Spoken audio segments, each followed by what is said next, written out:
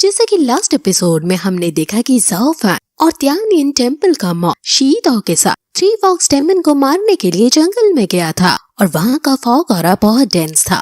वहाँ हर तरफ बहुत मोटा कोहरा था कि 1 मीटर दूर खड़ा इंसान तुम्हें नजर न आए। और तभी ज़ाओ फैन के सामने से शी ताओ गायब हो जाता है। ज़ाओ फैन घबरा जाता है और आसपास शी ताओ को खोजने लगता है, लेकिन जब उसे कुछ नहीं मिलता तो वो शील्ड क्रिएट करके कोहरे को हटाता है। और तभी ज़ाओ फैन के कंधे पर पीछे से कोई हाथ रखता है, जिसे ज़ाओ फैन डर कर धक्का दे देता है, लेकिन ये शी ताओ ही था। वो उसे माफी मांगता है और पूछता है कि आखिर कहाँ गायब हो गए थे, जिस पर वो कहता है कि यहाँ एक डेमन है जो मेरे द्वारा मारा गया है। ये फॉरेस्ट सच में काफी वियर्ड है, इसलिए हमें केयरफुल होने की जरूरत है। ज़ाओ फैन उसके हेयरलूम वेपन को देखता है जो काफी खास लग रहा था। शी ताओ बताता है कि ये वज्र सेक्ट का ओरिजिन का वेपन है और इसका शेप भी वज्र के जैसा ही था। इसके हेयरलूम वेपन को डिस्ट्रॉयर ऑफ इविल कहते हैं, जिसकी फ्लैगशिप टेक्निक अर्थ और वुड के एसेंस को एब्जॉर्ब करना है। और वो अब जोर जोर से इसको धरती पर पीट कर इसका कमाल ज़ाओ फैन को दिखाने लगता है, लेकिन वहाँ इससे कुछ नहीं होता और शी ताओ का पोपट बन जाता है। ये सब ऐसा कर ही रहे थे कि तभी इन्हें एक लड़के की सुंदर और मीठी आवाज जो एक गाना गा रही थी वो सुनाई देती है और ये दोनों इस मीठी आवाज के पीछे जाने लगते हैं और वहाँ उन्हें इंसानी रूप में बहुत सुंदर थ्री फॉक्स डेमन दिखती है। थ्री फॉक्स डेमन उदास लग रही थी और वो 3000 साल पुराने विश फुलफिलमेंट वेल के पास बैठी थी, लेकिन उसकी विश पूरी नहीं हुई थी, इसलिए वो दुखी है। शी ताओ उसे कहता है कि तुम थ्री फॉक्स डेमन हो और हम तुम्हें मारने आए हैं। वो तुरंत ज़ाओ फैन को सावधान करके उस पर हमला कर देता है, लेकिन थ्री फॉक्स डेमन टेलीपोर्ट होने की शक्ति रखती है और वो वहाँ से गायब होकर दूसरी तीसरी जगह पर जाने लगती है और ये दोनों मिलकर भी उसे नहीं मार पा रहे हैं। शी ताओ कहता है कि तुम्हें मरना ही होगा, क्योंकि तुम्हारे जैसे डेमन्स की वजह से हमारे शहर खराब हो रहे हैं, जैसे कि ज़ियाओची सिटी तबाह हो गया है। वो कहता है कि लगता है कि तुम मेरे भाई के लिए आए हो। वो फिर उन पर अटैक करती है और शी ताओ शील्ड क्रिएट करके उससे बचता है और फिर वो ज़ाओ फैन के पास जाकर उसे अपनी चार्म से हिप्नोटाइज करके उसे वेल के पास ले जाने लगती है और उसमें देखने को कहती है, क्योंकि जो भी उस वेल में देखता है उसको अपना लवर दिख जाता है। ज़ाओ फैन हिप्नोटाइज होने की वजह से वेल की तरफ जाने लगता है और शी ताओ डेमन के पीछे भागने लगता है। ज़ाओ फैन वेल में देखता है कि तभी वहाँ बाइयू आकर ज़ाओ फैन को जगा देती है और उसको वेल में देखने को ना कहती है और शी ताओ वहाँ बहुत बड़ी शॉक वेव जनरेट करता है, जिससे डेमन पीछे धकेल दी जाती है। बाइयू को भी इस शॉक वेव से झटका लगा है। शी ताओ बाइयू को देखकर समझ जाता है कि ये डेमन एक वुमन है और ये जरूर डेमन की मदद करने आई होगी, इसलिए वो बाइयू पर भी हमला करने के लिए आगे बढ़ता है, लेकिन ज़ाओ फैन बीच में आकर उसे रोक देता है। डेमन ज़ाओ फैन से पूछती है कि आखिर तुमने वेल में क्या देखा, जिस पर वो कहता है कि इससे तुम्हें कोई मतलब नहीं होना चाहिए।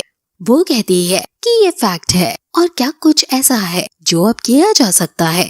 डेस्टिनी तो भगवान डिसाइड करते हैं, इंसान नहीं। सो जो तुम्हें उस वेल में दिखा है वो ही तुम्हारी किस्मत में लिखा है। उस पर तभी एक लड़का और एक लड़की हमला कर देता है और उसे दूर गिरा देते हैं और कहते हैं कि तुम शैतान का आज मृत्यु का दिन है। ये फेंगजियान वैली से सीनियर ली जुन और यान होंग है।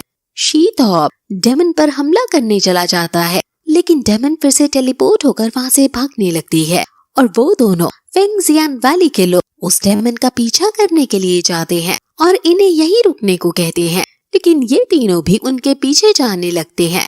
फेंगजियान वैली को समझ नहीं आ रहा था कि आखिर डेमन फॉक्स कहाँ छुपी है, लेकिन तभी डेमन फॉक्स उन पर हमला करती है और उनका ध्यान अपनी तरफ खींचकर फिर से भागने लगती है।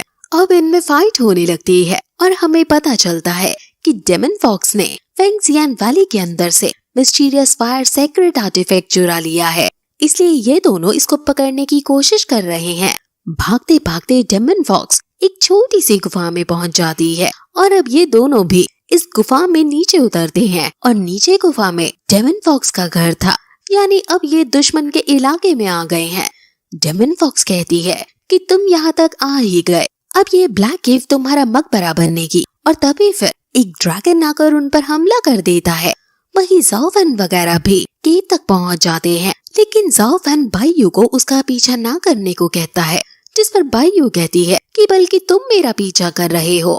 उनमें ऐसे ही बहस होने लगती है कि तभी शीतो कहता है कि जितने ज्यादा लोग डेमन को मारने के लिए होंगे उतना सही है, इसलिए इस लड़की को भी ले लो।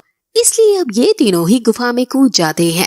गुफा में फेंगसियान वैली के लोग उस ड्रैगन से लड़ रहे हैं और अब ये तीनों भी आकर ड्रैगन पर टूट पड़ते हैं और एक अच्छा फाइट सीक्वेंस हमें दिखाया जाता है। बाइयू की भी हमें ताकत फिर यहाँ से पता चलती है कि वो भी काफी ताकतवर है।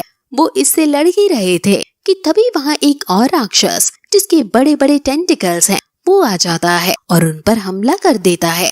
ज़ाओफेन अपने वेपन से बचने की कोशिश करता है और एक टेंटिकल को अपना वेपन घुसाकर मार भी देता है। बाइयू उसके हेड पर वार करती है और ज़ाओफेन बाकी टेंटिकल्स को संभालने की कोशिश करता है, लेकिन एक टेंटिकल उसे पकड़ ही लेता है और उसे अपने साथ और गहराइयों में नीचे ले जाता है। उसे उल्टा लटका दिया है और उसको वो राक्षस खाने ही वाला होता है कि तभी ज़ाओफेन मंत्र पढ़ता है और उसके चंगुल से छूटकर उस पर हमला कर देता है, लेकिन फिर भी वो रिकॉइल होकर खुद ही नीचे गिर पड़ता है और वो लवा में गिरने ही वाला होता है कि तभी वो शील्ड एक्टिवेट कर देता है, जिससे वो लावा के ऊपर तैरता हुआ किनारे पर आ जाता है और किनारे पर उसे 6 टेल डेमन फॉक्स दिखता है। डेमन फॉक्स से पूछता है कि आखिर तुम यहाँ क्या कर रहे हो? क्या तुम ही वो हो जो मुझे मारने आए हो? तुम्हारे अंदर से काफी स्ट्रॉन्ग आ रहा है, देखते हैं कि तुम ऐसा कर पाते हो या नहीं। और फिर यही एपिसोड खत्म हो जाता है।